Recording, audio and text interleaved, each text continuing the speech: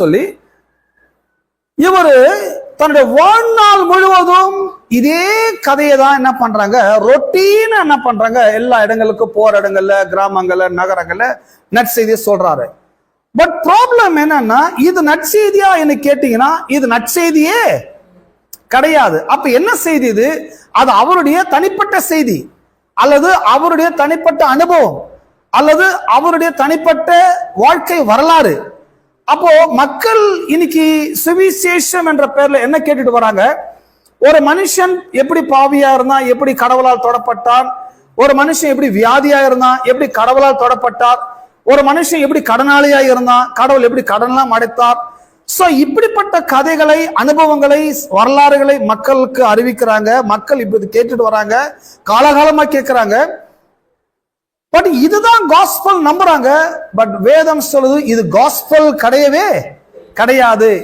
ஏன்னா இது அப்ப இதுக்கு என்னன்னு சொல்றது? இது அவருடைய பயோகிராபி, அல்லது அவருடைய வரலாறு, அல்லது அவருடைய அனுபவம், அவரை பற்றின சம்பவம், அல்லது அவரை பற்றின ஸ்டோரி.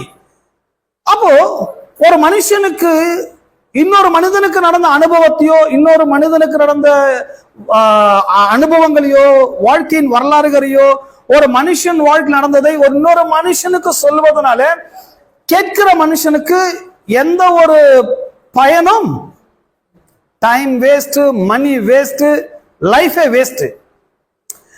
எனக்கு தெரிந்த சுவிசேஷம் எல்லாமே பல ஆண்டு காலமா இப்படிதான் சொல்லிட்டு வராங்க. சரி, இப்போவாச்சும் திருந்துட்டாங்க பார்த்து இன்னும் அப்படிதான் இருக்கிறாங்க, இன்னும் அதுதான் சொல்லிட்டு வராங்க. முன்னையாச்சும் டிவில காசு கட்டி பேசணும், கொஞ்சம் பேர் தான் வந்தாங்க. இப்ப எல்லாம் ஓசிலே பேச ஆரம்பிச்சிட்டாங்க, யூடியூப்ல ஆரம்பிச்சுட்டு. ஏன்னா அது ஃப்ரீ தானே. அது ஃப்ரீயா வர அந்த யூடியூப்ல தப்பான ஒரு சுவிசேஷத்தை, தப்பான செய்திகளை ரேண்டமா பரவிட ஆரம்பிச்சிட்டாங்க. பட் மக்களுக்கு இன்னைக்கு போய் சேருவது அது காஸ்பல் கிடையாது, அது ஒரு மனிதனுடைய பயோகிராபி. ஆமென். ஆனா நாம இங்க படிக்கிறது, இங்க ஒரு மனிதனுடைய பயோகிராபி நீங்க படிக்கல, அல்லது இங்க ஒரு 20 ஆண்டு காலம் ஊழியம் பண்ண பாஸ்டர் நவீன்குமாரோட வாழ்க்கை வரலாறு இங்க படிக்கல வரல, அல்லது மற்ற மிஸ்டரியுடைய சரித்திரத்தை நம்ம இங்க படிக்க வரல. அதெல்லாம் இங்க முக்கியம் கிடையாதுங்க. எது முக்கியம்? கடவுளை பற்றி கேட்பதுதான் முக்கியம். கடவுள் மனிதனுக்கு என்ன செய்தார் என்பதை கேட்பது முக்கியம். அதன் மூலமாய் எனக்கு என்ன நடந்தது என்பதை அறிந்து கொள்வது அதை விட மிக முக்கியம்.